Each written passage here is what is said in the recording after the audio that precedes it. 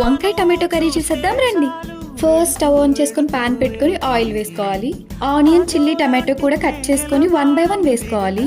First అయితే onions, chilli వేసుకొని బాగా ఫ్రై చేసుకొని లిడ్ క్లోజ్ చేసుకొని అది కొంచెం మగ్గే వరకు ఉండాలి. నెక్స్ట్ టమాటోస్ కూడా వేసుకొని సాఫ్ట్ అయ్యే వరకు కుక్ చేసుకోవాలి. ముందుగా వాష్ చేసి పెట్టుకుని వంకాయలు కూడా వేసుకొని బాగా కలుపుకోవాలి. వంకాయ కూడా కొంచెం సాఫ్ట్గా అయ్యే వరకు కలుపుకోవాలి. నా దగ్గర కొన్ని చిక్కుడు గుంజులు ఉన్నాయి, సో అవి కూడా తీసుకున్నాను అనమాట. ఇది కంప్లీట్లీ ఆప్షనల్, బట్ వేసుకుంటే మాత్రం టేస్ట్ బాగుంటుంది. అన్ని వేసుకుని లిడ్ క్లోజ్ చేసుకోవాలి. ఒక 2 minutes తర్వాత లిడ్ ఓపెన్ చేసుకొని మంచిగా కలుపుకోవాలి మొత్తం అంతా. రుచికి సరిపడా ఉప్పు, కారం వేసుకొని బాగా కలుపుకోవాలి. నేను ఇక్కడ 2 tablespoons ఆఫ్ ఉప్పు, 2 tablespoons ఆఫ్ కారం వేసుకుంటున్నాను. నెక్స్ట్ జీలకర్ర, వెల్లుల్లి దంచుకొని వేసుకోవాలి. ఇది చాలా ఇంపార్టెంట్, టేస్ట్ చాలా ఎన్హాన్స్ అవుతుంది దీనివల్ల.